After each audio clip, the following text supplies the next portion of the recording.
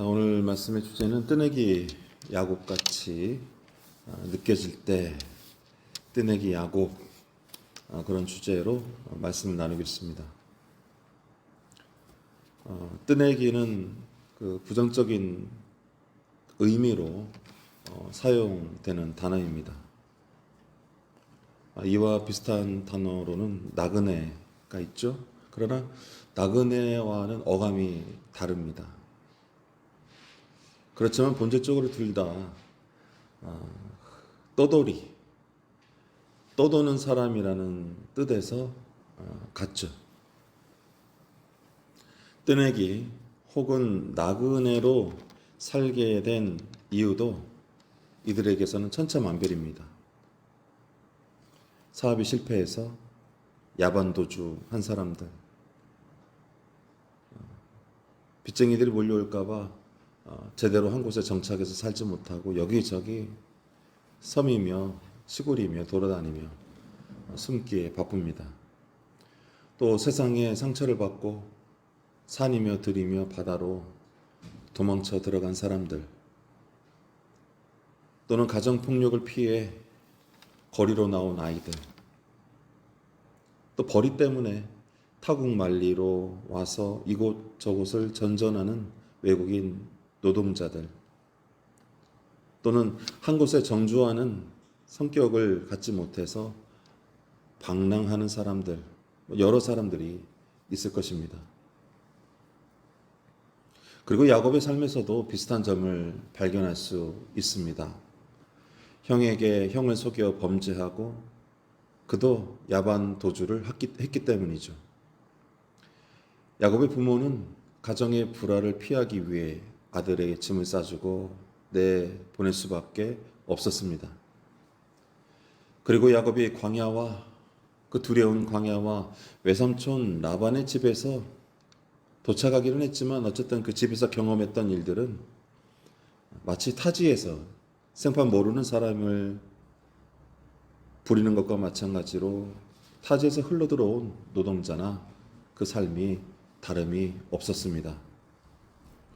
그는 외삼촌에게서 딸들을 얻은 대가만큼 정말 몸이 부서져라 일을 했어야만 했고, 나머지 6년 동안에는 재산을 얻기 위해 그 라반의 집을 떠나기 위해서는 재산이 필요했으니까요, 더 힘들게 일을 해야만 했습니다.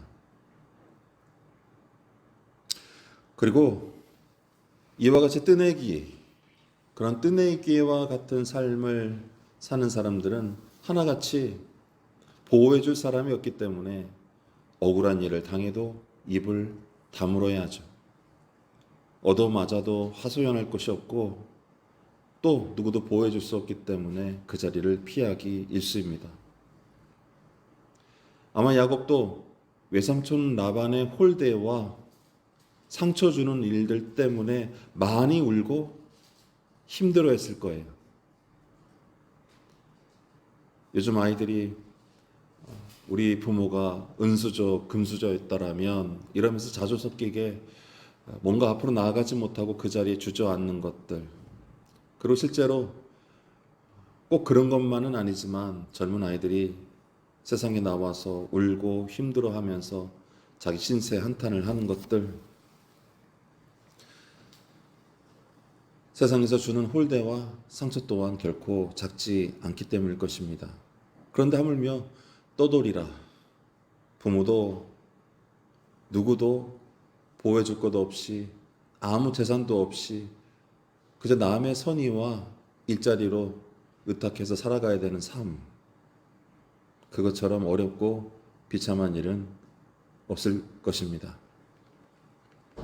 어쨌든 이와 같이 억울하고 많이 힘들었던 야곱은 그 일들을 통해서, 그 서러운 과정들을 통해서 마음 한켠에 집으로 돌아갈 꿈을 꾸기 시작했을지도 모르겠습니다. 우리가 어릴 때 밖에서 얻어맞으면 제일 먼저 누가 생각나죠? 엄마가 생각나잖아요. 사회초년생들이 세상에 나가서 쓴맛을 보면은 아버지 생각이 납니다. 아빠가 이렇게 힘들게 일해서 나를 벌어먹였구나.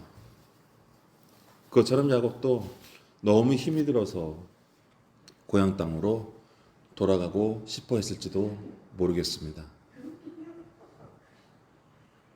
마치 군대에 가서 처음 부대 배정을 받고 저녁이 되면 눈물을 흘리죠. 집이 그리워서입니다. 제가 요양원에서 1년 동안 어르신들을 섬겼는데요. 특히 남자 어르신들은 그날 밤 대부분 소처럼 꺼이꺼이 웁니다. 자식들에게 버림받은 것처럼, 세상을 다 잃은 것처럼 많이 우시죠. 물론 자녀들 중에 부모를 버리는 심정으로 그곳에 왔다 간 분들은 없었습니다만, 어머니들이나 아버지들이 요양원 첫날 밤, 이튿날 밤, 일주일 동안에는 거의 매일 백엔잎을 적십니다. 군대에 가서 고생스러워서 집 생각이 나고, 또 심지어 매일 계부나 계모로부터 학대를 받은 아이들도 사회생활이 너무나 고단한 나머지 얻어맞더라도 집에 돌아가서 쉬고 싶다, 집이 그립다, 그런 마음을 가지는 심정과도 비슷하겠죠. 지금도 배고픔을 피해 전쟁터에 나간다는 그런 반군들, 그런 군인들의 이야기도 그렇고요. 그래서일까요? 결국 인간은 고통스럽고 힘이 들 때에 자기가 경험했던 가장 따뜻하고 배부른 곳을, 행복했던 곳을 떠올리는 것 같습니다. 여러분들 그곳이 어디세요? 여러분들이 힘들 때 가장 먼저 떠오르는 그곳, 그때가 좋았지, 그곳에 가고 싶다? 마치 어머니의 밥 짓는 냄새가 퍼지는 고향집에 가고 싶다, 그런 것처럼 말입니다. 그래서 야곱에게 외삼촌 라반은 그렇게 간단하게 정리할 수 있는 사람이 아닙니다. 뜨내기에 불과했던 자신을 받아준 사람이었고, 또 두 아내의 아버지였기 때문입니다. 그런데 하필 욕심이 많아서 야곱을 외삼촌이 자주 괴롭혔던 모양입니다. 특히 야곱이 잠을 설쳐가며 두 아내와 자식들을 먹여 살리기 위해 불철주야 양들을 돌봤던 모습들은 그가 마지막으로 6년을 피고생을 하고 채우고 떠날 때 설움처럼 터져나온 원망도 있었죠. 내가 당신 때문에 어떻게 살아왔는지 알아? 내가 당신 때문에 어떻게 살아왔는지 알아? 왜 이렇게 나를 못 살게 굴어? 그런 야곱이 이제 무사히 외삼촌 라반으로부터 떨어져서 처자식과 가솔들과 재산들을 이끌고 고향으로 돌아가게 된 것이죠. 어느새 갑부가 되었습니다. 어쩌면 부자가 되는 법을 라반에게서 배운지도 모릅니다. 성실하게 일해야 부자가 되고 사람이 인정으로만 셈을 치러서도 안 되는 것을 배웠을지도 모르겠습니다. 그러니까 피고생은 되었지만 야곱도 그런 라반을 통해서 갑부가 되고 삶의 쓴맛을 통해서 성숙하게 되었다. 또 고향으로 돌아갈 마음을 얻게 되었다고도 말씀드릴 수가 있는 것이죠. 제가 얼마 전에 공무원, 한국사 공무원 시험 강사 중에 전한길이라는 선생님이 계신데요. 그분이 새롭게 하소서라는 기독교 방송에 나와서 간증하는 내용을 들은 적이 있습니다. 그분이 젊을 때 사업을 했다고 해요. 학원을 한 것이죠. 그때 당시에 대구에서 가장 큰 100명이 넘는 강사들이 있는 대구 최고의 학원이었다고 합니다. 그런데 이때 이 학원을 인수받아서 한다고 하니까 가족들이 말렸다고 해요. 넌 사업할 사람이 아니야. 하지 마. 그러나 전한계 선생은 그때도 유명 강사였고 돈을 정말로 갈퀴로 긁어 모으던 때니까 자신이 있었다고 해요. 그래서 30년 동안 학원을 운영하던 이사장으로부터 그 학원을 사서 직접 운영하기 시작했다고 합니다. 그런데 직원들 월급표를 보니까 형편없었던 거예요. 이걸로 어떻게 먹고 살겠느냐. 다 가족들이 있는데. 그래 걱정도 되고 그래서 또 학원에 수입도 괜찮으니까 월급을 2배 이상을 다 올려줬다고 합니다. 50만 원 받던 강사들을 100만 원씩 줬어요. 그랬더니 와, 직원들과 강사들이 칭찬이 자자합니다. 정말 훌륭한 이사장님이 오셔서 우리에게 이렇게 잘 대해주신다고. 주변 학원들도 다 놀라는 거예요. 야, 대단한 분이 오셨다. 그러나 결과는 어땠을까요? 3년 만에 더 이상 학원을 운영할 수가 없게 되었다고 합니다. 그래서 전한계 선생이 이렇게 말하는 거예요. 전 이사장님은 반쪽짜리 월급을 주긴 했지만 안정적으로 30년이나 학원을 지켰는데 나는 내 기분대로 3년 만에 직원들 일자리를 날려버렸다고 말입니다. 굉장히 비통스러운 말이죠. 쓴 자기 반성입니다. 아무나 이렇게 자기 반성을 할 수가 없죠. 그리고 더 놀랍게도 전한계 선생은 그 빚을 갚기 위해 10년 이상, 20년 가까이 그 빚을 버는 대로 갚았다고 해요. 대구에 그 학원에 있을 때도 자기가 책임지는 자리에 있다 보니까 그 빚을 갚기 위해서 다시 강사로 나가서 돈을 벌 수밖에 없었다고 합니다. 이때 근데 하나님이 이 선생님을 아마 인도하시려고 마음속에 축복을 이미 부어주신 것 같아요. 이때 이 선생님이 자기 신세에 대해서 이렇게 회고를 합니다. 학원이 망하고 그 빚을 갚으려고 자기가 입주해 본 적도 없는 새 집을 팔아버렸대요. 2채 이상을. 그리고 있는 전 재산도 다 정리하고 처자식을 데리고 작은 월세방으로 이사를 해서 묵었다고 합니다. 그럼 강사비를 받으면 방송에 나가서 강사하고 어디 가서 특강하고 학원에서 애들 가르치고 그 강사비를 다 받아서 빚을 갚고 나면 어느 날에는 정말로 자기 수중에 10,000원 한 장이 남을 때가 있대요. 10,000원 한 장만 남는 것입니다. 쇠빠지게 일을 했는데 고작 내게 돌아오는 거는 10,000원 한 장뿐이에요. 이런 삶들을 오랫동안 견딜 만한 사람들은 없겠죠. 그런데 이분이 그 10,000원 한 장을 가지고 그러면은 집 근처에 배도 고프고 하니까 막걸리 집에 가서 막걸리 당시에 한 병에 2,500원이었다고 합니다. 그 2,500원짜리 병 하나를 사고 5,000원짜리 파전을 사고 그러고도 10,000원을 지불하면 잔돈을 받았다고 그래요. 그리고 나서 기분 좋게 먹고 집에 돌아가면 그 작은 월세방에 그래도 누워서 잘 곳이 있으니까 그래도 좋았다고 합니다. 경상도 고향인 경상도 시골에서 농사 짓는 아버지도 생각이 나고 배고팠던 시절에 비하면 지금은 너무 행복하다. 그래도 나는 누울 자리가 있고 그래도 나는 막걸리 한 잔 먹을 수 있는 그런 여유라도 있지 않은가. 그렇게 생각하면서 고생이 고생인 줄도 모르고 그렇게 10년을 넘게 지냈다고 합니다.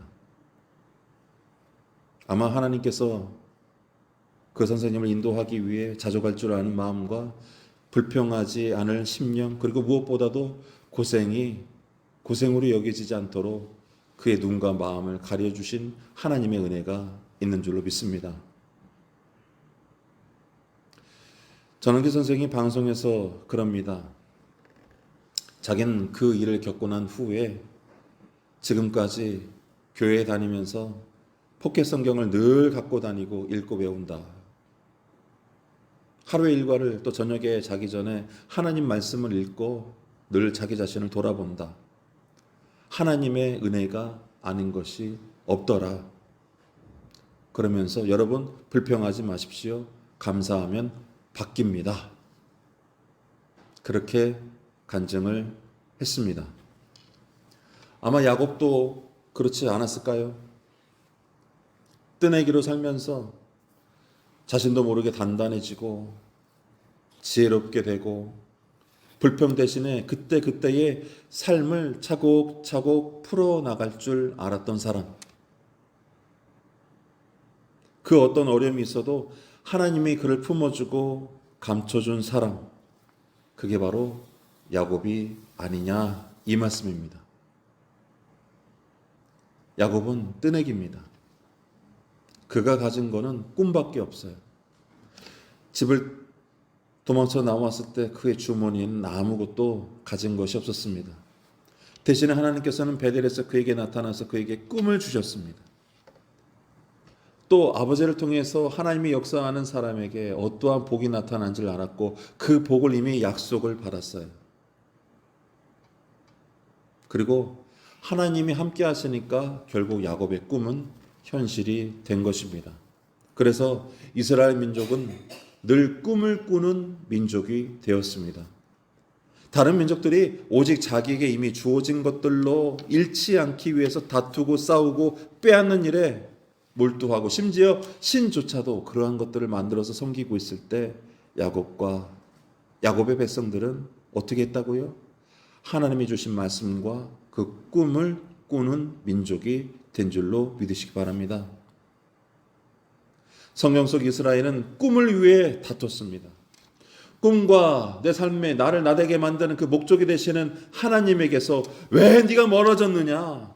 하나님께로 돌아와라. 내가 너를 품고 고치리라.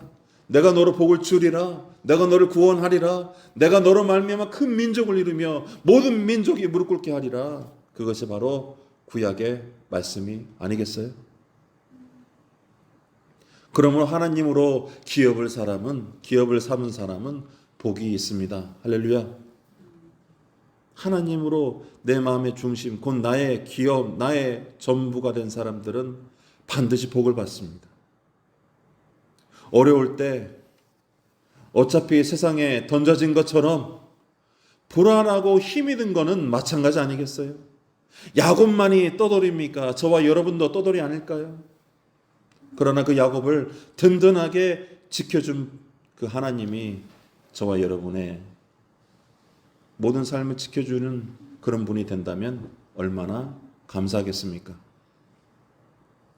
빚더미에 앉아도 10,000원 한 장에 그래도 놓을 자리가 있고 밥 먹을 정도의 돈만 있으면 행복하다고 느낄 수 있는 것도 하나님이 주시는 축복입니다. 꼭 외제차는 아니어도 그래도 그냥 굴러가는 차라도 있으면 타고 다니면서 감사할 줄 아는 자족하는 심령도 하나님이 주신 풍성한 축복인 것이죠. 그러므로 오늘 야곱이 브니엘 냇가에서 하나님과 씨름하며 결국 이스라엘이 되고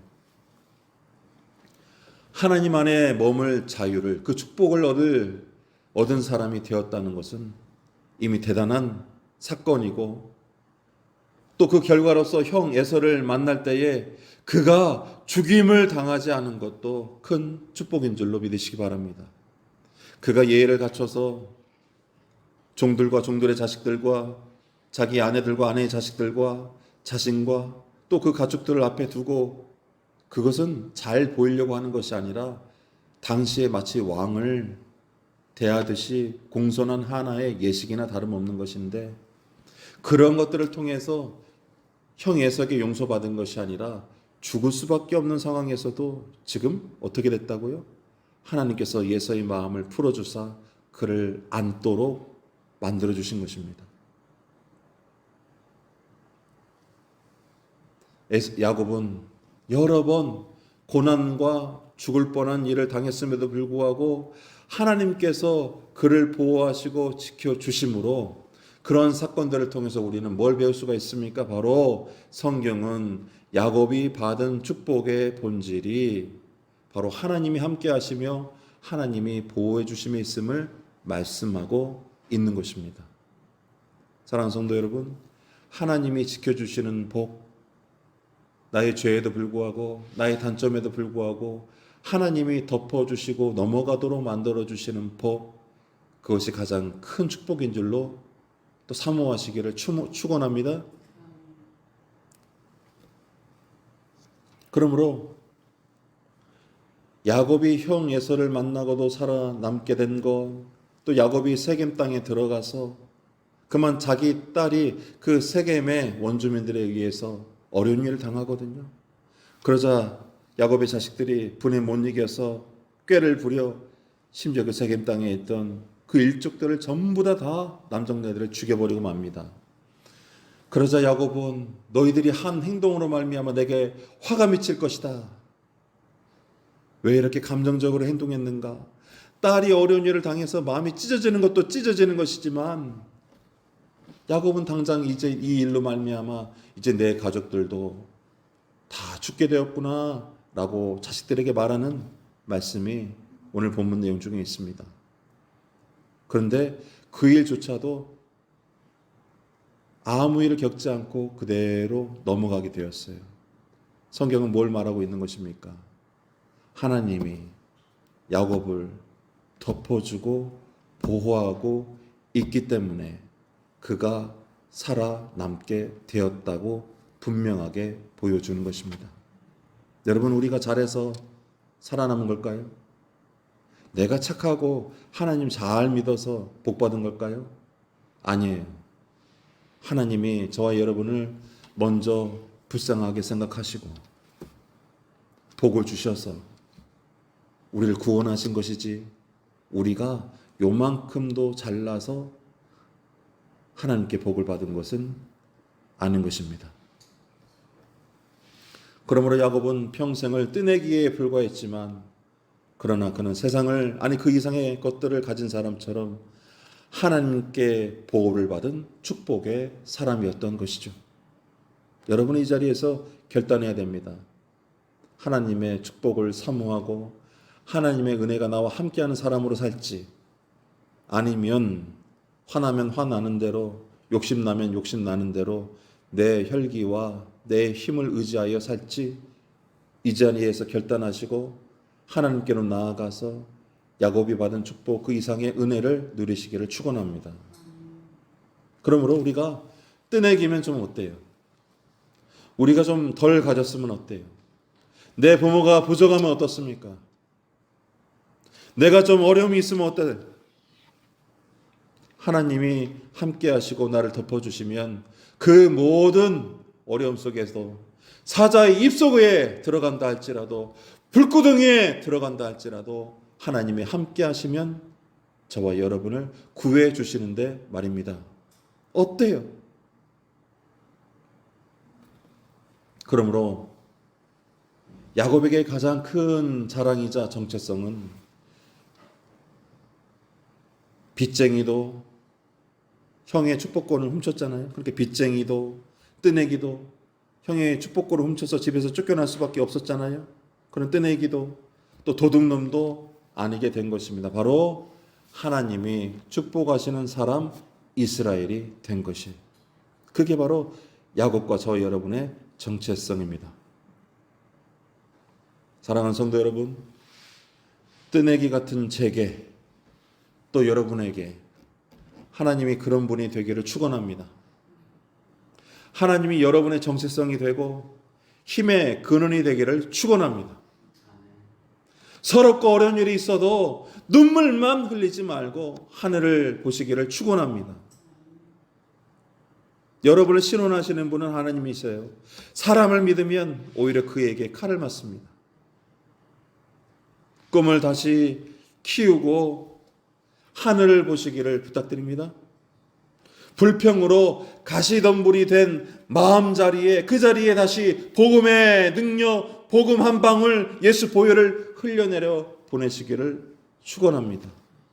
그리하면 깨끗해지고 다시 삽니다. 그리하면 야곱처럼 오늘 비록 모든 본문을 다 읽지 않았지만 그 흠과 결과, 사건과 사건과 또 내가 마음대로 할 수 없는 타인의 자식들의 잘못에도 불구하고 그를 덮으시고 복주시고 기어이 그 축복의 약속을 이뤄내셨던 그 하나님의 은혜, 그 은혜로 감사하게 되는 삶이 될 것입니다. 우리 말씀을 따라 다시 감사와 하나님의 정체성으로 살길 원하는 심령이 되시길 축원합니다. 기도하겠습니다.